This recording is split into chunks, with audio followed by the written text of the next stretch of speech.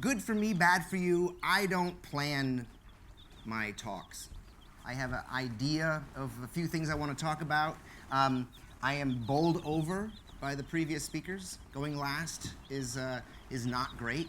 You guys are awesome. The whole DO conference, this whole thing, this log. I know this log. It's like a privilege to be behind this log, and it's actually a real log. I thought it was fake.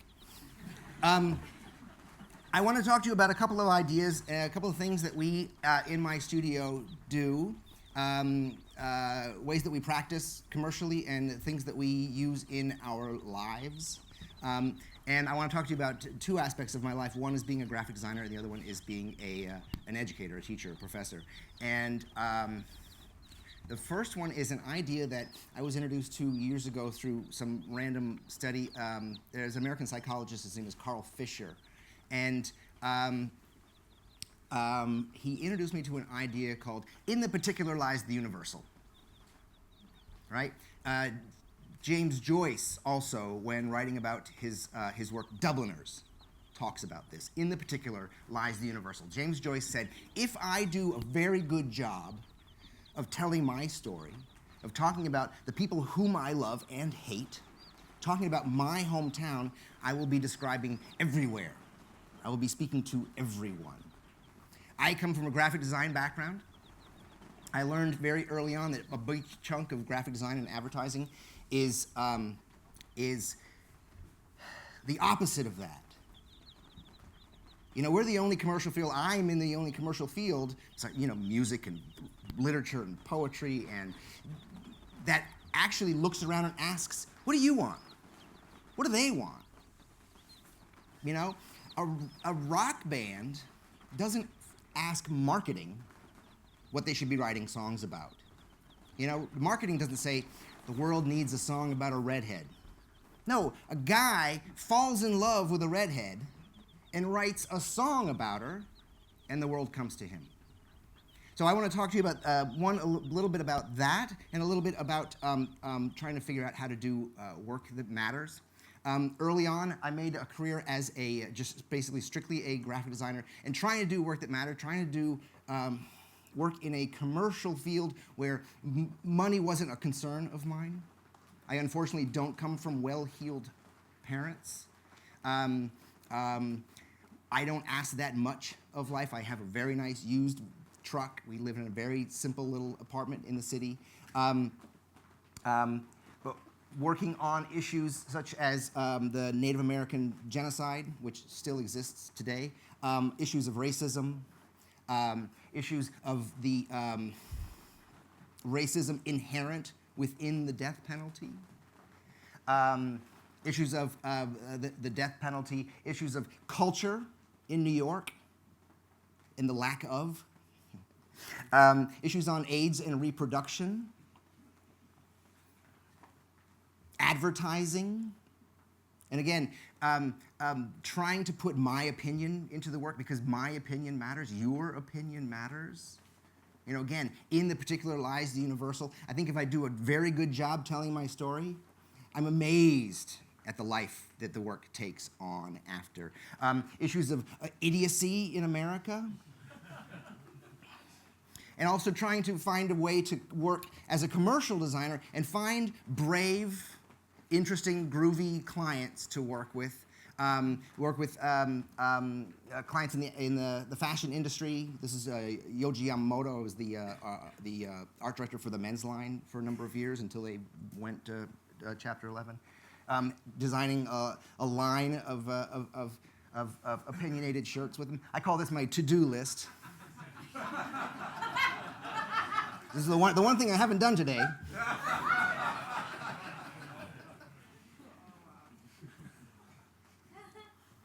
Working with the clients in the cosmetic industry. Do you know, this is for Bobby Brown. This is a short film. I'm not going to show the whole thing. This is for Bobby Brown Cosmetics. I didn't know about cosmetics. Do you guys know about cosmetics? A little lipstick, a little eyeliner is armor for a woman. It's confidence for a woman. That's awesome.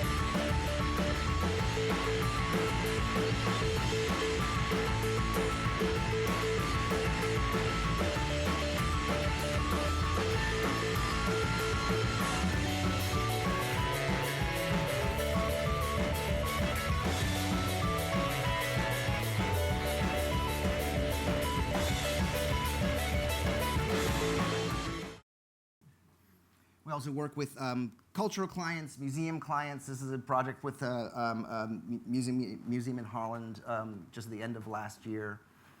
But I want to talk about one client in particular where you would never be able to, you would think you would never be able to find your own voice or put an opinion in the work, right? This is for the Department of Probation in the City of New York. I don't know if you know what the Department of Probation is, but the good news is you're not going to jail. The bad news is you're on probation, which means you now have to report every week to the most hellish offices on the fucking planet. The most nasty, uncomfortable, uncivilized places. And there are 33 offices throughout the city of New York, and we got an awesome commission from the city of New York. We worked with a group called Bieber Architects, Jim Bieber Architects, and we got the opportunity to redesign these offices. And what we thought we would do is, we were doing was just kind of picking furniture and picking carpet. And it ended up being more than that, because at some point along the way, this is what it previously looked like, at some point along the way, you said, wait a minute, we have an opportunity here. We have an opportunity to tell the truth, to speak directly to they call them the client.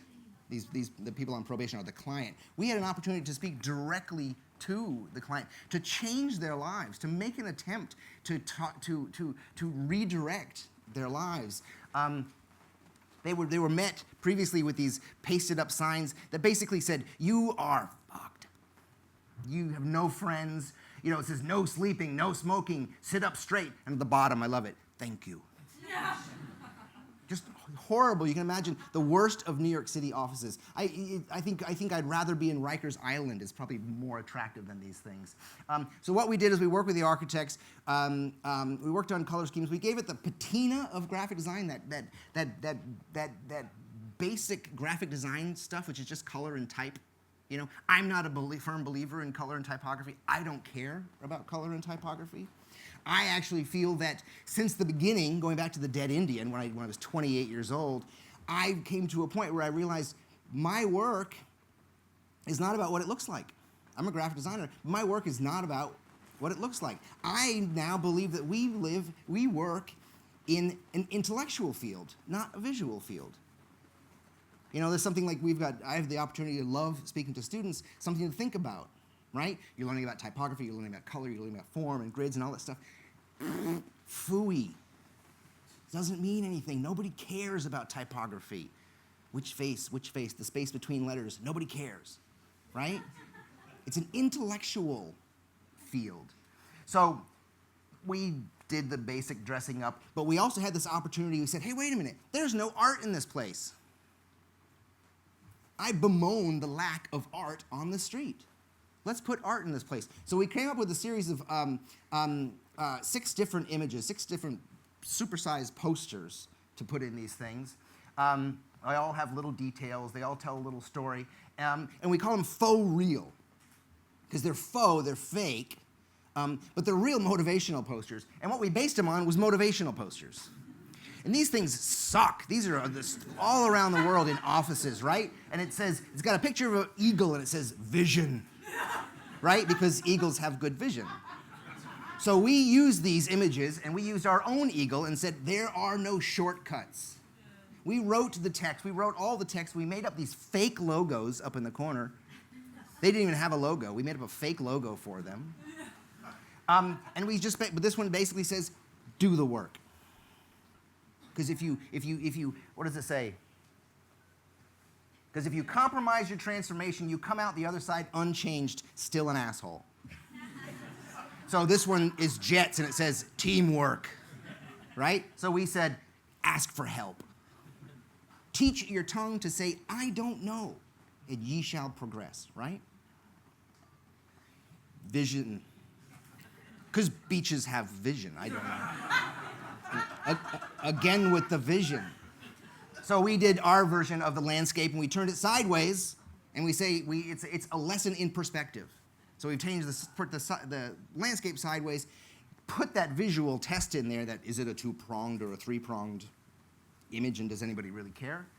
Our lesson is actually a little text that says, you have no friends, you have no enemies, you only have teachers. We're really trying to kind of change the perspective of these people. And the funny thing is, we went to a ribbon cutting ceremony for this thing, and it was embarrassing. Every civil servant, up to the deputy mayor, gets up and is, it's speech after speech after speech. They get up and they say, James Victore, is James Victore here? Where's James? This guy, we went through meeting and talked about the language and whatnot, and they pushed and pushed and pushed, and we pushed back, and they finally got it when they opened up the centers, and their client gets off the elevator, looks around, and gets back in the elevator. Right? They were not used to being treated this way. Duh. Even in their own homes, no one speaks to them like this. We wrote the text. We wrote it all. And we decided early on, we said, this is how we're going to write it. This is the tone. A very cool but stern father. So that's the kind of tone we tried to put in here. Here's the footprints in the sand, the classic Desiderata, right? So we just turn the footprints upside down and we say, improve yourself, change the world, start here, start small. And there's text that deals with this. We really, really tried to put hang in there, kitty. We tried. We went through 2 meetings unscathed. And at the 3rd meeting, we're showing this, when we're saying, let go, kitty. Saying these things that you've tried before obviously don't work. Let go, right? And the 3rd meeting, it's 40 people from the Department of Probation, and they're all being paid to be at this meeting, to have an opinion, right? At the end, I'm packing up. We've gotten through unscathed, which is just crazy. I'm packing up, trying to get out of there, and a little person in the back pops in and says, yes. She said, there are some people who come to us who have mental problems, and I think the kitten would cite them to commit suicide. How do you stop? How do you not let that? And all of a sudden, this person goes, yeah, I think so too. It's like, so we lost the kitten. They killed the kitten, but we gave him the universe instead. We changed it and we said, you are here, but your dream is here. It means you're not centered. You're not where you're supposed to be. And then the great joke was this other little arrow pointing, and there's a little planet circled, and it says, this is Uranus.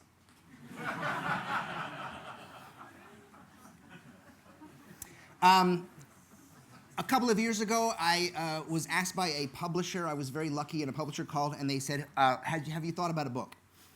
And I said, no, I haven't, but I am now.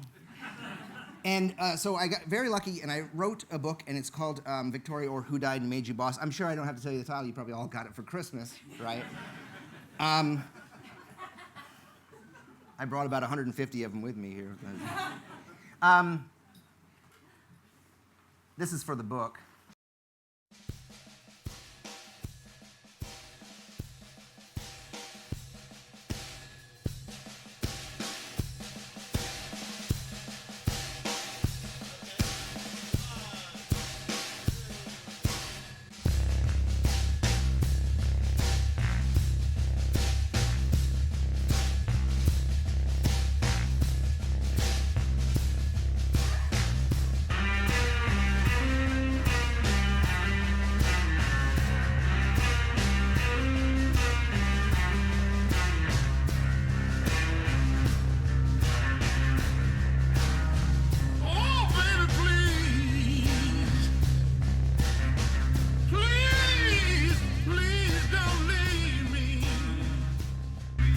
So I got extremely lucky, and after the book came out, I went on basically a world tour. I went on a book tour. I was everywhere from Anchorage, Alaska, to Miami, Florida, to Cape Town and Brighton and Slovenia, and it was awesome, and I was very honored and very humbled, and I got to talk to the world. And I found myself that I'd put together a talk based on this book, and what I was showing was not my work. What I was showing was an image of Robert Frost, American poet laureate, who once said he wanted to write a poem that was barbed, that would stick. talking about the great college runner Steve Prefontaine, talking about Evel Knievel, talking about big ideas, doing things by the seat of your pants, taking chances, right? This is a squirrel. So this led me to this whole new path where I'm not talking about graphic design. I'm using my role as a teacher in writing and talking to schools and talking to audiences. And here I'm writing for a blog called 99%. And I have an article on confidence. And here is a Superman wondering about if his cape is kind of too showy. And I'm also trying to reach people with these goofy things.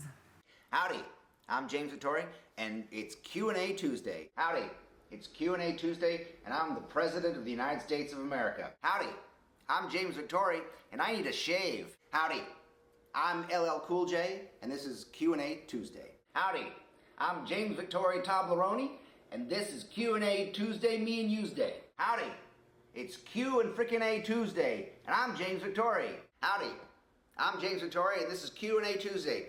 And a little known fact, by the way, I actually, I don't wear pants when I do this. So I basically, through Twitter and Facebook, I've been asking the world, I said, send in questions. And I expect this. And you know what I get? Is this. It's awesome.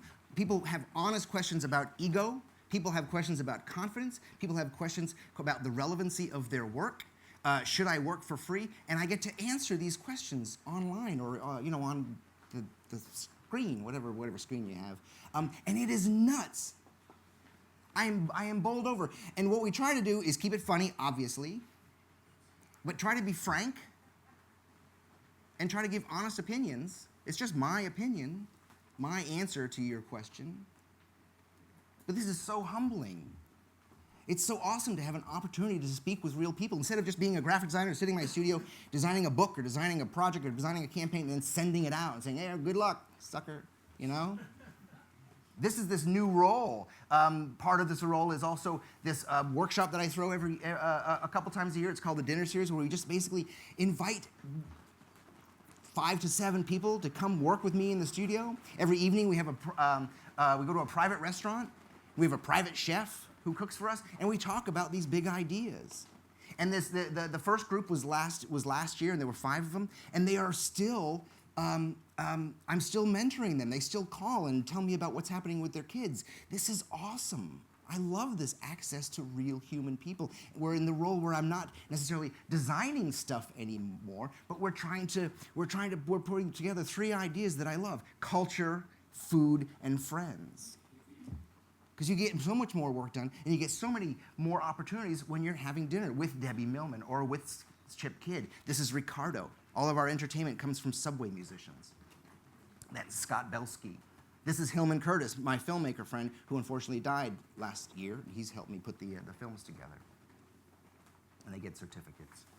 And that's Joshua Davis. So I have one last story I want to tell. And a